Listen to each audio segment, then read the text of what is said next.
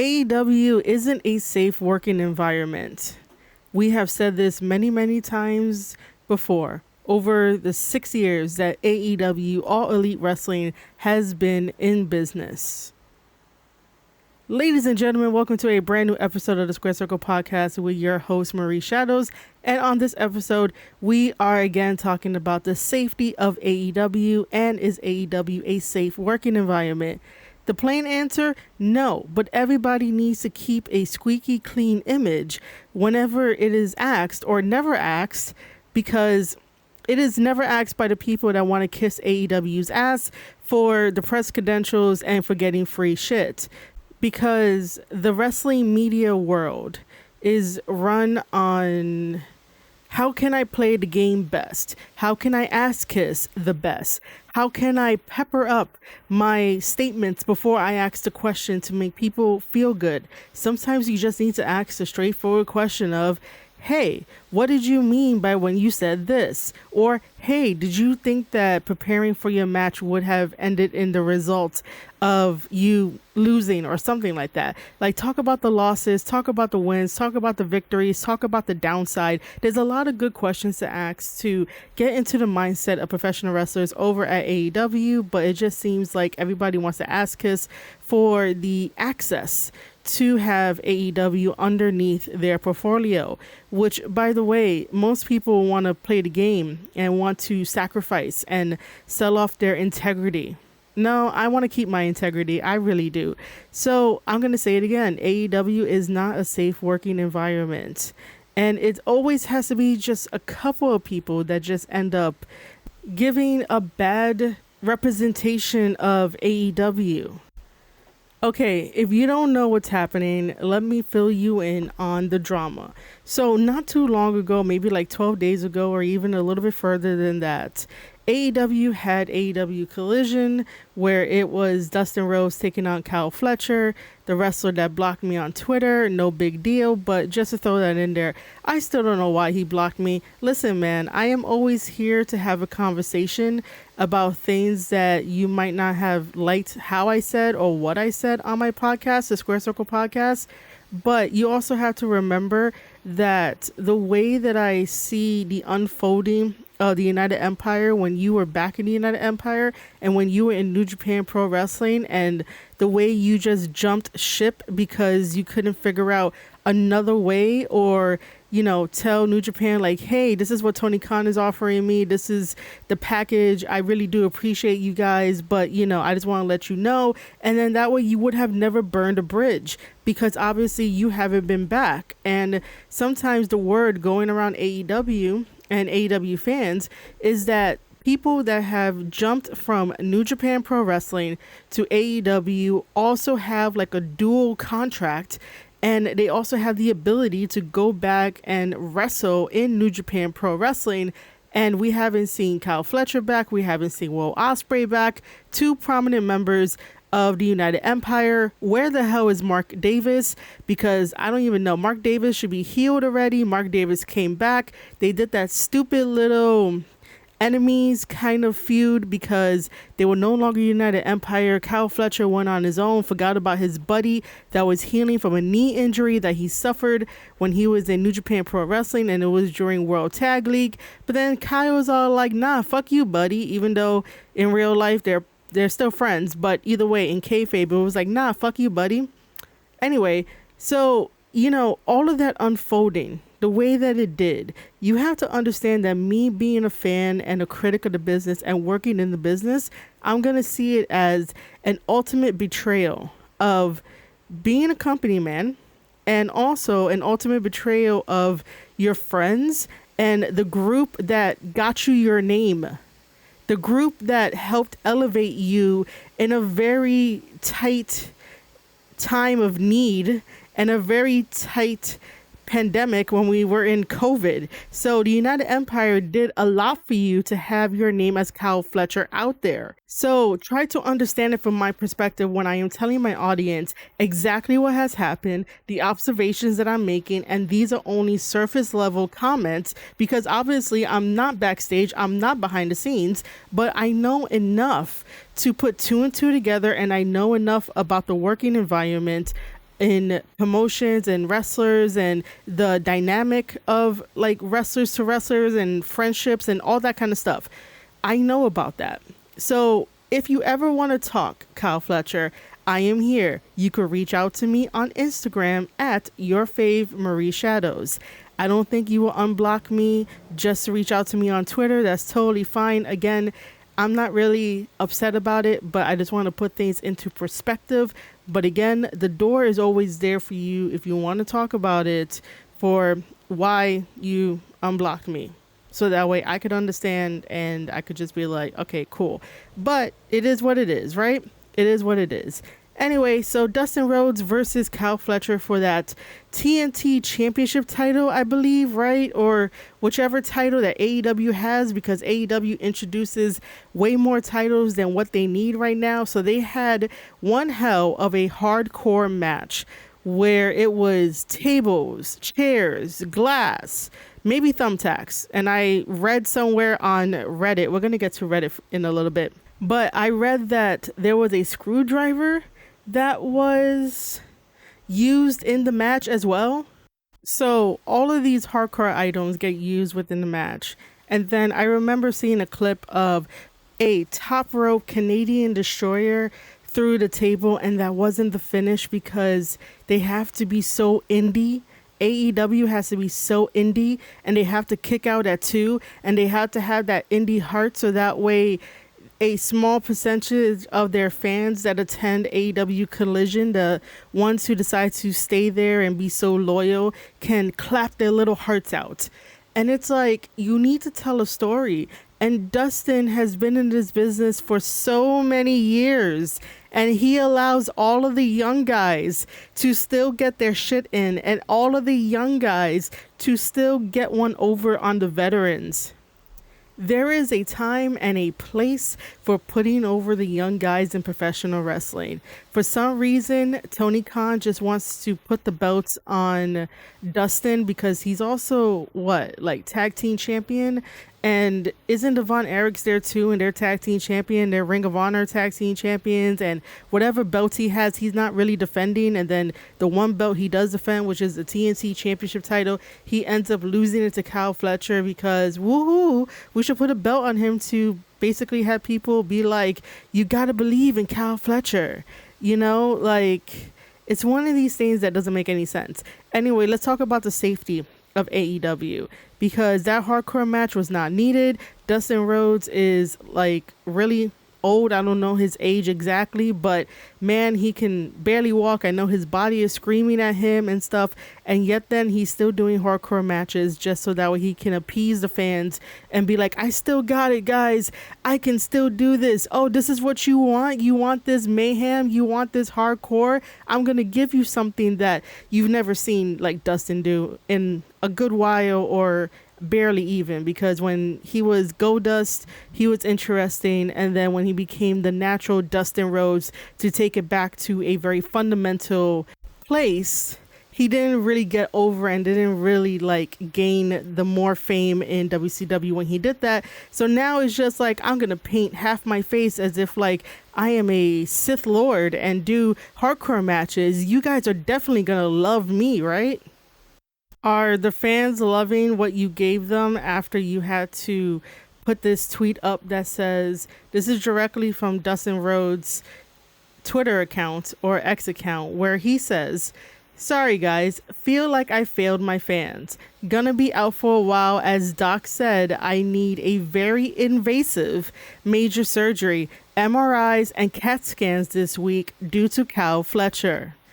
In any case, for the time I was the face of TNT was special to me, I will never take what I have for granted. I am in a terrible amount of pain and I have a hole in my leg, and that won't stop me from hashtag keep stepping. All right. I know that he has this whole campaign about keep stepping, which, by the way, can work and will work and does work. But you got to pick and choose your battles, Dustin. You can't be having a hardcore match and then be like, hey, I have to get all this major surgery done and MRIs and I'm not feeling good. There's a hole in my leg. And the AEW doctor is like, hey, you got to go to the doctor. Woohoo.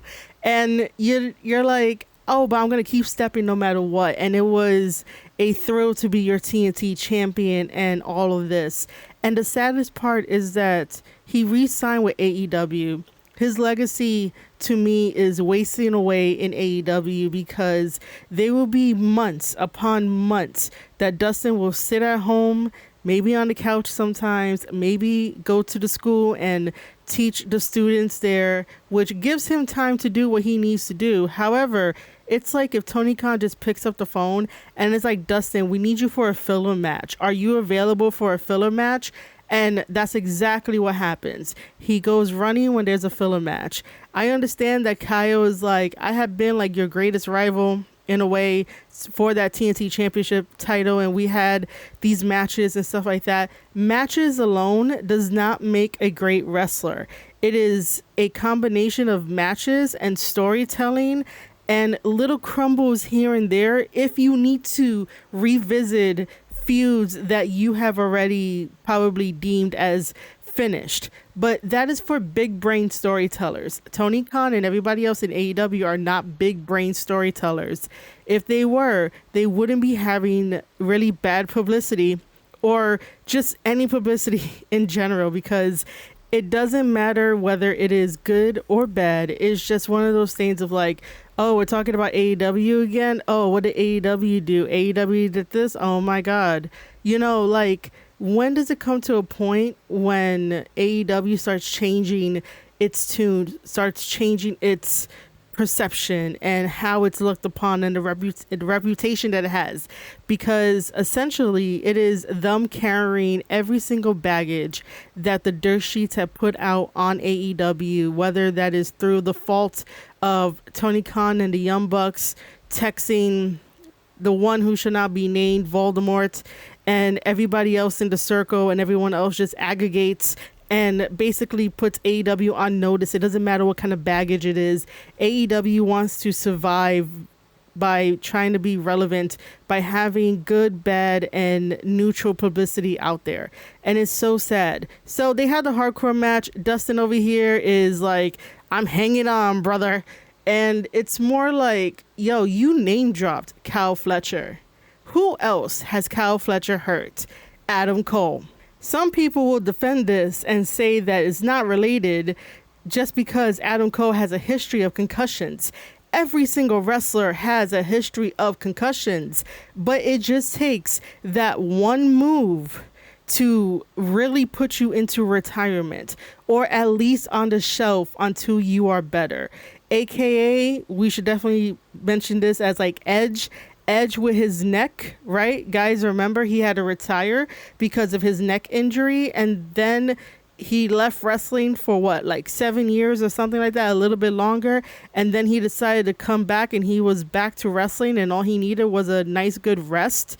So that was a way of, you know, not really putting him into retirement. That was a way of like, hey, maybe just take a breather and whatnot. But Adam Cole gets concussions. Everybody gets concussions. Matt Hardy got concussions when he got speared and landed on the concrete. Luckily, he didn't split open his head because that would have been really, really bad. But I don't know. Do you guys remember that when Matt Hardy hit his head on the concrete when he was facing Sammy Guevara? I remember it. Do you remember how it is very unsafe during that cage match that Hangman Adam Page stuck a needle in Swerve's mouth? That was very unhygienic and also not very, you know, family friendly, not very friendly at all. And let's throw all caution to the wind. Let's not even talk about Darby Allin, because Darby Allin puts his body on the line 24/7 without a care in the world. Someone needs to sit that dude down. I was going to call him a boy. But yeah, someone needs to sit that boy down and tell him that life is precious, life is worth it. Because I do remember that video that they put out talking about, or him talking about himself in the video, and how he said that his uncle was drunk driving in the car and that his uncle died and he thought it should have been him. I could be paraphrasing it, but that was what I remember the video to be. So he blames himself in a way.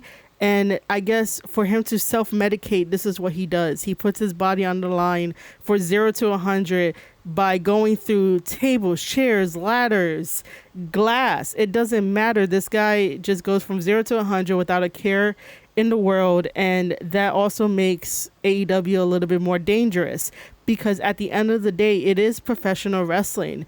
It is not like professional wrecking ball wrestling. You know, it's not that. And I can say the same for Dustin versus Kyle Fletcher with the hardcore match. It is not professional wrecking wrestling kind of deal. You go to a wrestling school, you learn the fundamentals, and then you expand from there. And then if you want to do a hardcore match, you can do a hardcore match. But at the same time, you got to remember that it's a professional side to how you do a hardcore match. Now, accidents happen. This isn't no accident at all. It's no accident to, I guess, use a screwdriver to repeatedly stab your opponent in the knee. Like, why are you not protecting your opponent? The way that you protect your opponent is by holding the really sharp end of the screwdriver and like drive it down, and your opponent should be acting upon feeling maybe nothing, maybe a little tiny pinch or so. But if Dustin has to say that due to Kyle Fletcher, I have a hole in my leg, then you know something is wrong. Why are people name dropping Kyle Fletcher if Kyle Fletcher is supposed to be a safe professional wrestler? And I totally understand the mindset of go big or go home. However, it's professional wrestling. I was taught that, you know, wrestling 101, make sure to always be professional in the ring. You have someone else's life in your hands, and you still want to act like a kid and go from 0 to 100 in a hardcore match, get your shit in, and continue to do indie bullshit that should be a little bit more proper. That should be a little bit more in the psychological realm of like, this feels good as a story, and definitely trying not to really kill your opponent. I don't know why AEW has to have this thing that we have to make it look real. We have to make it feel like it's realism. That's what ECW did, and ECW thrived for a good while. But then again, that was a different time period. That was a different time period in the 90s where we wanted a little bit more blood and gore and guts, and people enjoy horror movies and gory stuff and whatnot. But it made sense because overall ECW was Extreme Championship Wrestling. Not only will you get the wrestling part, but you will also get all of the crazy ass shit. So it goes along with the theme of ECW, that the E in ECW is extreme. Every single time that they went live on public access, it was extreme to the max. If I decided to do a tape study of an ECW match that's a hardcore match, it's going to match the vibe of ECW. AEW stands for All Elite Wrestling. Now, the theme could be very, very broad because elite can mean a couple of different things depending on the path that you want to take. But ultimately, if you are an elite person at your job, that means that you are very skillful. So why are we having hardcore matches? Why are we having stories where someone broke into someone's house and be like, oh my God, is that your kid? Well, listen, Hangman, I'm in your house and I own your house and I'm looking over to your kid. And then the next week is like, I'm going to burn your house down, bro. And that's like, bro, what kind of message are you sending? This is supposed to be all elite wrestling. The same way with trying to stab a person with a needle, trying to drive their head through a brick. The same way of having this hardcore match between Dustin and Kyle, where there is a top rope Canadian destroyer through a table that should paralyze you if you wanted to be real about it and have a real conversation. Like, where is the elite part in anything that is done on All Elite Wrestling Television? Where is the elite part? Is it just the multi-man matches? Does that make it elite?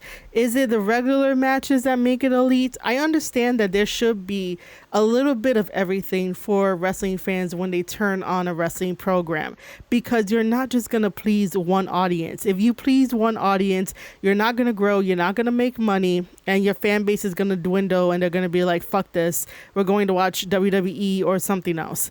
But again, where is the elite part? And I'm not saying for them to do like collegiate wrestling, because that would be considered maybe elite. But if you name it All Elite Wrestling, that means that these wrestlers are, number one, professional. These wrestlers understand the rules of engagement when it is both inside and outside the ring. Everyone acts like a fucking toddler over in AEW. The majority of people in AEW and also the AEW fans act like the moral high ground police, as if they don't have any skeletons in their closet and they are the purest of angels. And most of the time they are shit talking people online, and then they wonder why they don't get to sell out United States stadiums. And the only stadiums that they can sell out are overseas, in the UK, in London, in the O2 Arena, because the UK people are starving for some type of entertainment that is not already their own entertainment. However, with all of the new laws and all of like the new struggles that the UK people are facing, I don't know how well an AEW event is going to do. I don't know how well events are going to do, even though somebody in the comments will tell me that they sold out over there, but you guys now have to be extra careful over in the UK. So now in the future, unless the UK suddenly resolves their troubles and their woes, if they don't resolve it, it is going to hinder businesses. It is going to hinder events. AEW may no longer have a market over there to go overseas, and the fans may not even have the leverage or the typing power on Twitter to be like, see how successful AEW is overseas?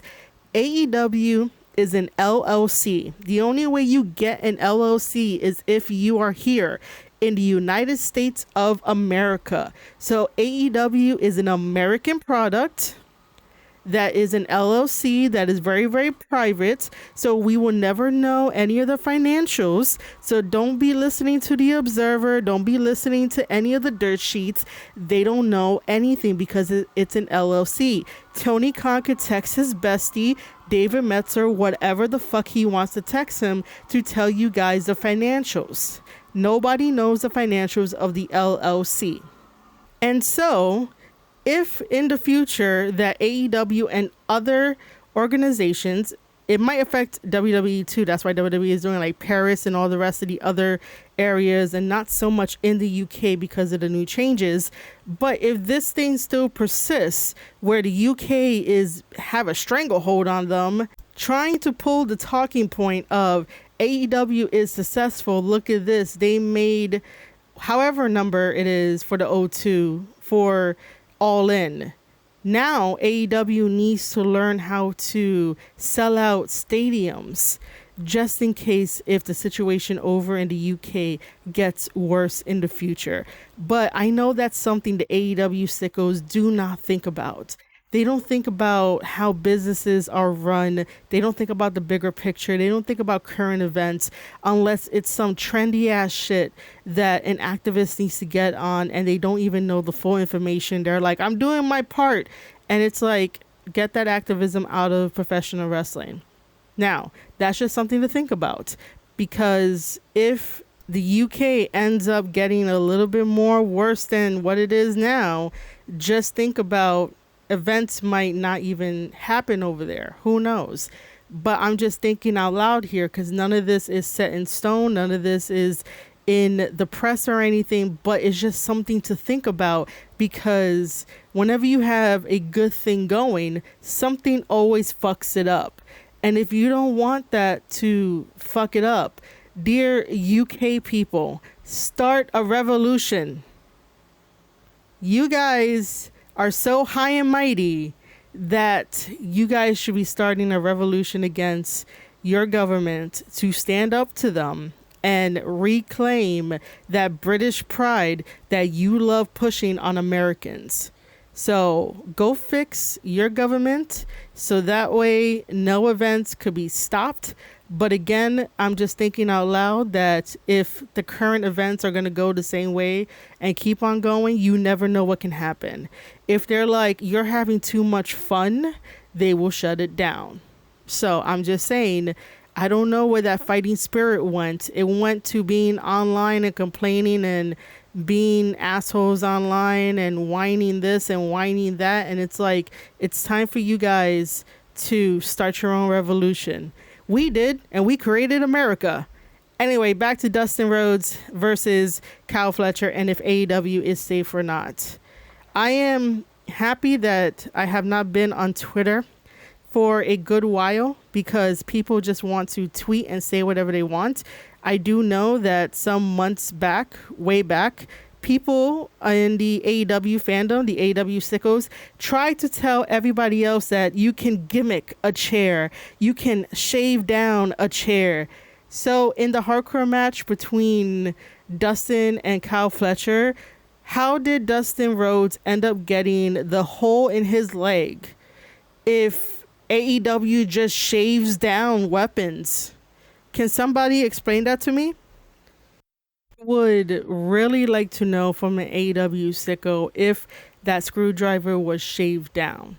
Here's the answer. No. The table, was it shaved down? No. The chairs, are they shaved down? No. It's sad that we allowed the most degenerate people in the wrestling community to run with stupid ass ideas and stupid ass shit that it becomes later like a talking point. And it's like, that doesn't happen in professional wrestling. You can only use a prop but so much, but chairs are real, tables are real to an extent, and a screwdriver is definitely fucking real. So let me just randomly read some Reddit stuff, and this is from the subreddit of the SC Jerk.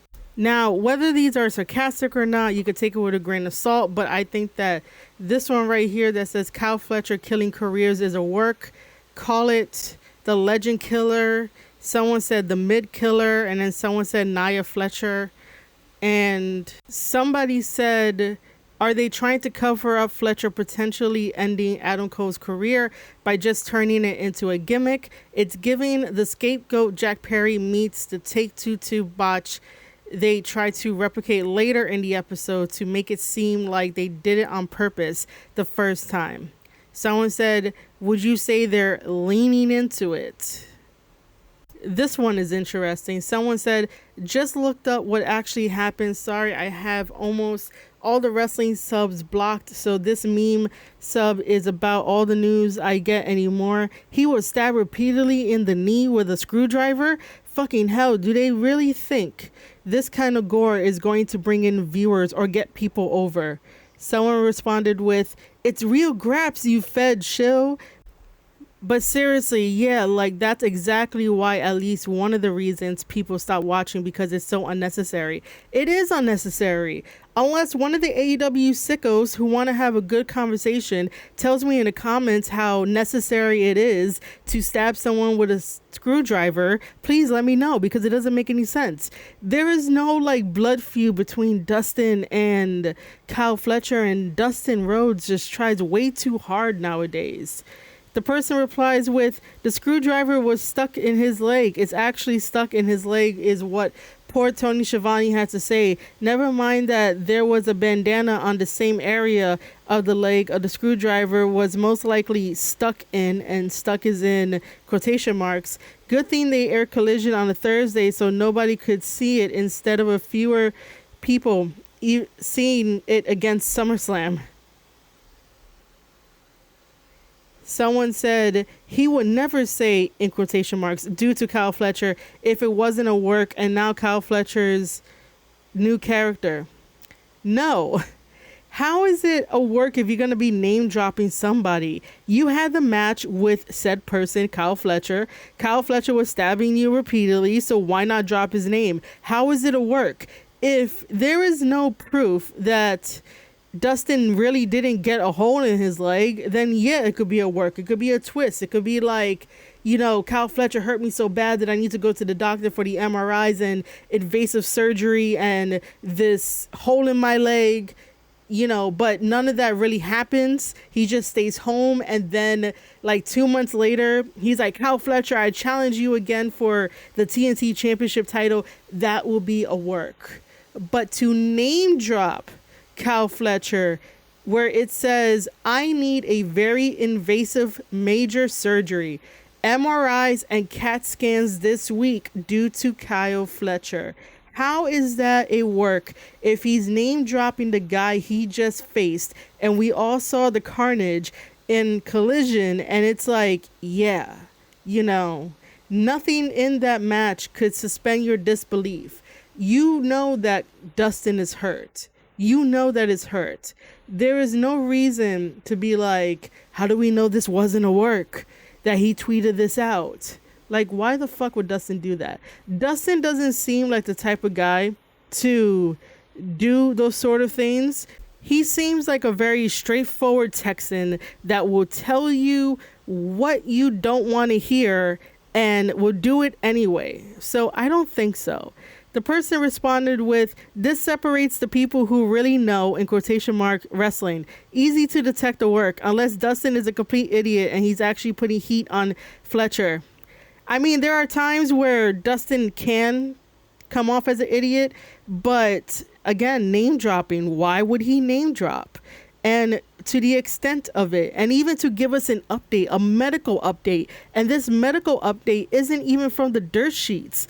If it was from the dirt sheets, then yeah, I could follow the logic that you guys have here that it could be a work, but it's coming from Dustin's own main account on Twitter/X, where he name drops Kyle Fletcher to let everybody know that he's going to the hospital due to Kyle Fletcher, which to me is like, bro, you are definitely name dropping him. This is what old school people did to get heat on the younger guys that did not know how to work appropriately. But instead of shaping the younger generation that just wants to get their shit in because of the love of the indies, older guys like Dustin are going to fucking suffer. And that's why he put out this tweet. That's why he name dropped Kyle Fletcher. He's fucking suffering.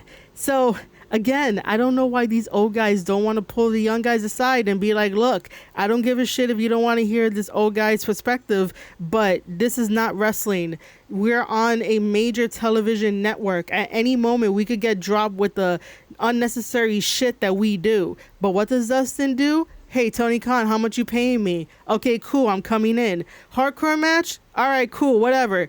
What do you want to do? And then it's just like all this shit, and it's like, okay. And then it's the tweet that drops, sorry guys, feel like I failed my fans. Gonna be out for a while, as Doc said, I need a very invasive major surgery. MRIs and CAT scans this week due to Kyle Fletcher. In any case, for the time I was the face of TNT was special to me. I will never take what I have for granted. I am in a terrible amount of pain and have a hole in my leg, but that won't keep me from stepping. He even says it here. I am in a terrible amount of pain and there's a hole in my leg. So he acknowledges that due to Kyle Fletcher, he's in pain and he has a hole in his leg, and also saying that he needs MRIs and CAT scans, all due to one man. And it's like, dude, what are we doing here? If it was a work, they wouldn't have said that they are in pain, by the way. Someone in the subreddit said, yeah, maybe Kyle Fletcher is the problem. Everyone he touches has to contemplate retirement. That is true. Adam Cole, Dustin Rhodes, probably some other people I might be missing, but like, the other people are lucky. It's just one of those things of like, we shouldn't be having this.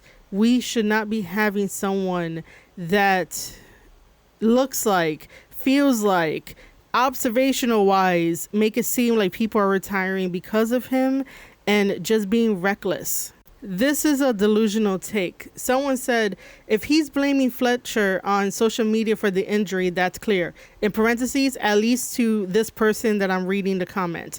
that Fletcher wasn't a contributing factor. Kyle doesn't need any more undue heat on him. Either Dustin came into the match with a pre-existing injury, or he's not injured and just wants time off. That is delusional. I'm guessing Kyle Fletcher is your favorite wrestler, so no matter what Kyle Fletcher does and the evidence that is presented in front of you, that it's going to be like, oh, it's not Kyle Fletcher's fault. Dustin is literally name dropping him and all of the shit he has to get done in the hospital and how much pain he is in. If it wasn't Kyle Fletcher's fault, which to a degree, wrestlers also know that injuries happen, accidents happen, things happen in professional wrestling. It's a combat sport. It's fast paced. It's, body to body kind of deal. Like, someone is going to get hurt. We all know that. But to name drop Kyle Fletcher in this instant basically tells me that this is not a work. Dustin did not like what was happening, and now he has to face the consequences. And what does he do? Name drops Kyle Fletcher to be like, hey, this is what happened for our match. Remember, I faced him. But this comment here from this person is so delusional. If Dustin came into the match with a pre-existing injury, I think we would have known. And how is he not injured? How? He just says that he's in pain. He has to get all this stuff done. Why would he want to make up all the things he needs to get done in a hospital when that's not really going to serve him? It's not going to serve the story. It's not going to serve the purpose. Dustin Rhodes has been doing this wrestling gig for so many years. Like, even he knows, I'm going to give him the benefit of the doubt, that it will make no sense to put this up on social media to explain that you have to get MRIs, CAT scans, you're in pain, you have a hole in your leg, just so that way it could be. It was a work, guys. Well, man, that is a really, really tough, really exaggerated kind of way to be like, I just want to work the fans. It's all about the story and blah, blah, blah. And it's like, stop being delusional. The evidence is right in front of us. Now, let me spend a little bit of time on something else that happened in subreddits, like the New Japan subreddit. Because this particular post deals with AEW. This is a AEW Dynamite spoilers, mystery, New Japan man identity, anything else New Japan relevant. So someone please fill me in on this, because Will Ospreay returned to save Darby Allin from a Death Riders attack. First of all, wasn't Will Ospreay supposed to be like on medical leave and have a vacation, because he's like, my body is so banged up? Like, I remember that he's like, oh, I gotta take time off. Why is Tony Khan calling people off of their injured list to be like, hey, I really need you for Forbidden Door. I don't care about your life. I don't care if you survive, but I need you for Forbidden Door to sell these tickets. That is so soulless in a way, to be like, hey, I need you to come off the injury list because I need you to be here. And these guys jump at it rather than being like, no, I'm going to sit home and you're going to pay me to sit home because my body is in pain. Will Ospreay is not going to have that long of a career if he keeps doing this and don't get the rest that he needs. He doesn't need to be at Forbidden Door. He doesn't need to be in his hometown. He really doesn't, man. Like, you did everything that you wanted to do up until now because you decided to choose AEW over WWE, but you might have been eaten up in WWE. I don't know. But he has done everything that he needed to do. He could just take a rest at home. So this continues to say, Forbidden Door will see Team Ospreay versus Death Riders in a lights out steel cage match. Of course, more unnecessary bullshit, just so that way the fans of the UK can experience this. And it's like, do they really need to? Is it good for the story? Now we're doing a team versus team kind of deal, So we are going to have the team of Ospreay, Darby, Tana, Ibushi, and Kenny Omega. Ibushi just came back from probably being healthy and fixing his ankle because his ankles broke. He broke both of his ankles, and you're going to throw him into a cage match. Does Tony Khan not care about the lives of the wrestlers? Kenny Omega is still dealing with that diverticulitis thing in his intestines, and you're gonna put him in a steel cage match. Tana could barely walk, and I understand that this is Tana's last hurrah as a wrestler, because as we're getting to 2026, he is going to be retiring. So I get that he's going to be in a cage match, but Tana could barely walk. Darby Allin, like I said earlier, does not care about his life, and Will Ospreay's career is going to be kind of shortened. Versus Moxley, Claudio, Gabe, and the Young Bucks. The most weirdest fucking team ever. And Gabe Kidd, like one of these days, he's going to have to say, I do it for the paycheck. Just do it in the style of Rikishi when he's like, I did it for The Rock. Just say, I did it for the paycheck. So there are other notes. Also, an FYI that they have seamlessly confirmed the Hangman versus MJF World Title match is for Forbidden Door. So that's 4 AEW versus AEW matches and possibly a second straight year of an AEW versus AEW match main eventing the show, unless they decide to go with the cage match. It's supposed to be Forbidden Door, where it's AEW, New Japan Pro Wrestling, Stardom, and CMLL all working together for the Forbidden Door concept. Why is it always AEW versus AEW?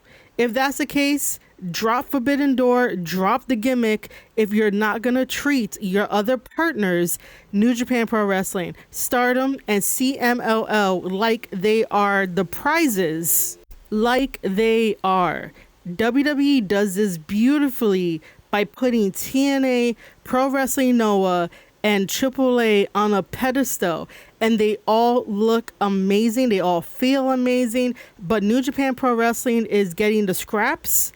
AEW is reaping the rewards of getting everything from New Japan Pro Wrestling and leaving them with the scraps. CMML is in a limbo area, and Stardom is Stardom.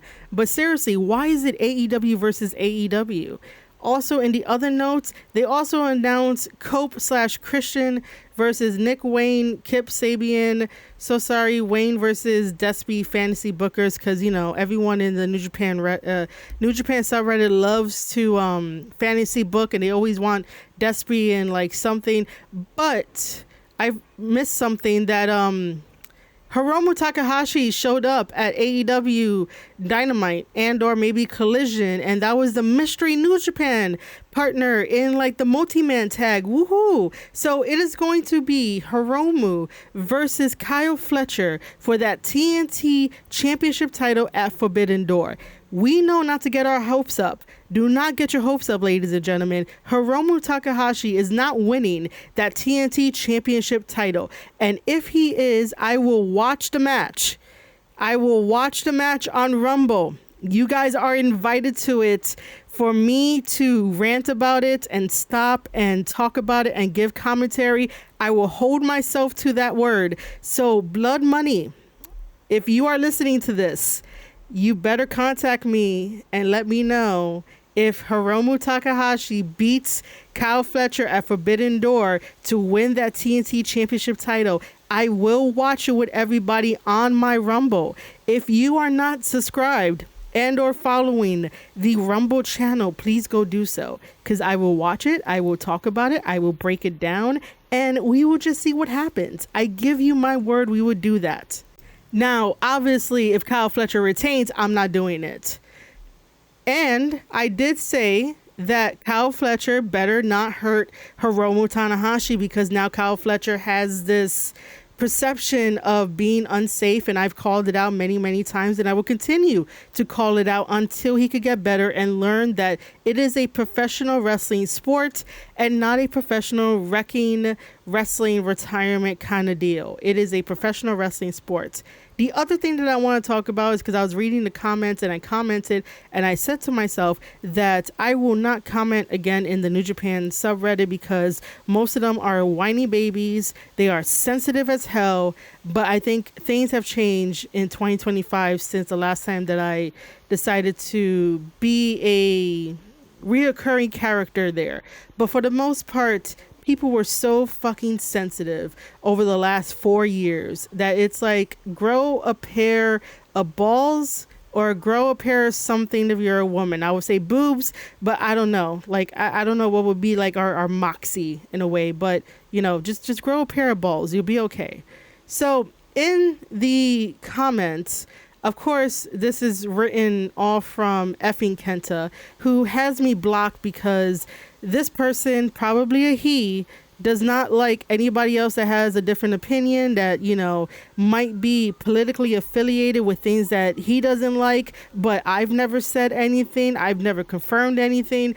But you know how people are on the internet. They'll see some stuff and they'll be like, I don't like you because of your political affiliations, and I don't like you because you retweeted this, you retweeted that. And it's like, are you really that brainwashed to think that you can't have an open and honest conversation about wrestling, and you have to bring in something political or try to be like, hey, blah blah blah, or some stupid ass shit?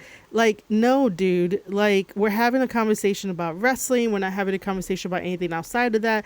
But that should give you an idea that, like, effing Kenton over here is brainwashed and, like, really really leaning left, and you can't really, like, tell them anything. They think that they are completely right, and sometimes in the subreddit it does get a little sort of like bullying depending on the conversation. So this is one where Kenta was responding to somebody that had deleted not the wrestler Kenta, a person who has Kenta's face and is obviously don't want to put themselves out there, but somebody above him had called somebody a jobber.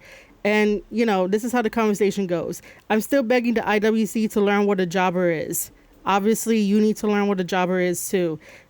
I'm skipping this person here because this really doesn't have anything to do with it. Another person has said, what word do we use for people that lose every match and get pinned in multi-men then? And this is what effing Kenta had said. Pin eater. Jobber is a step down from that.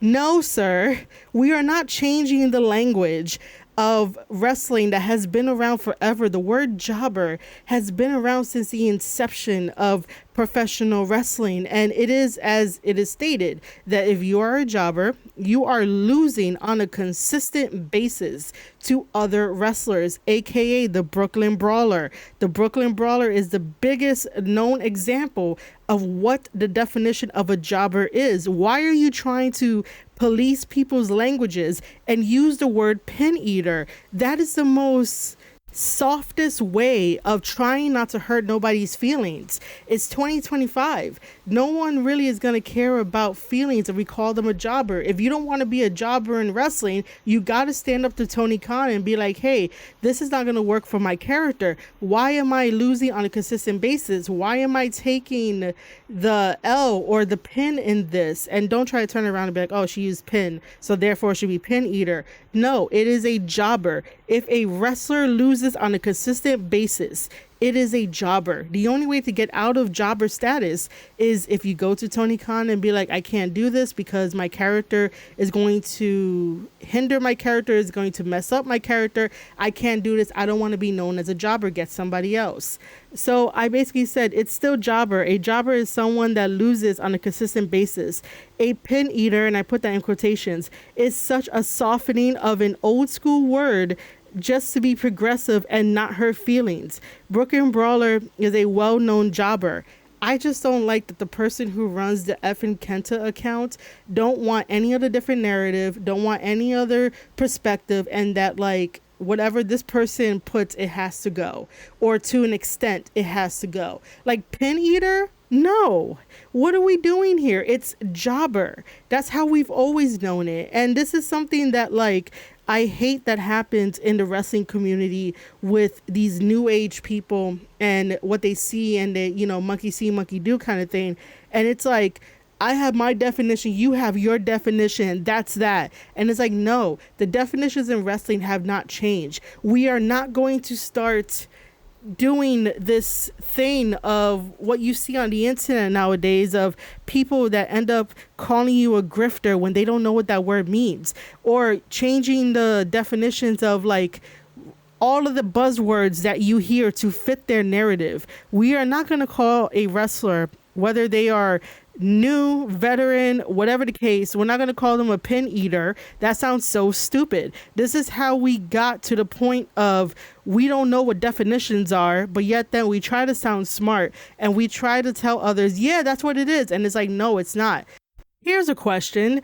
What happens if a wrestler on a consistent basis ends up getting the victory?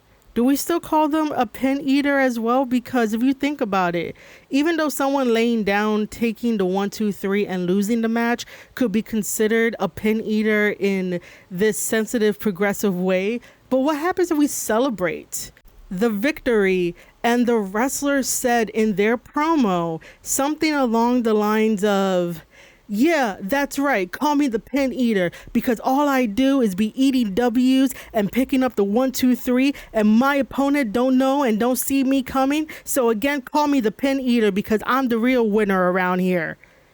So is that acceptable too? And I wonder if effing Kenta will even respond to me. But like, you can't go around saying, hey, don't call that person a jobber. Don't call that person a jobber. It's a pin eater. That person is a pin eater, the one that takes all the losses. Whoa, I just showed you an example, gave an example off the top of my head. If a wrestler decided to take the phrase pin eater and use it as a victory speech, because essentially they're winning matches. They are eating the pins. They are eating their opponent. They are becoming the winners and becoming victorious.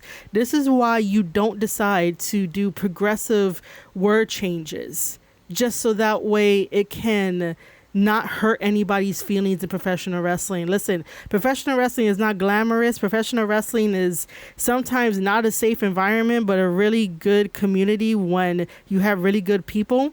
But yeah, do not change words to make yourself look foolish. I will repeat that again. Do not change words to make yourself look foolish. And with that, ladies and gentlemen, again, we revisited AEW and is it a safe working environment? Obviously it's not. And also stop telling people how to use wrestling words when you say yourself that I wish the IWC knew what jobber was, but I'm going to introduce you to pin eater because I don't like jobber because it's going to hurt someone's feelings. Stop doing that. Stop telling people how to use words to make you feel comfortable. You're not even a mod. So I'm just going to say that. You're not even a mod. But regardless of that, we revisited AEW and safety concerns. Again, it is not a safe place. And if you're over in the UK, please do something about your government and stand up to it, because you never know what kind of things may be unfolding, and then there goes your entertainment. And again, I have no sources on that, no knowledge on that, except for like when stuff like this happens to governments and it strangles its people, it doesn't always come with a good outcome unless people want to gather together and actually try to stop it. And that's like the best thing that you guys can do. I really do want everybody around the world to just be in peace. Just be in peace and harmony and tolerate each other. That's all I want.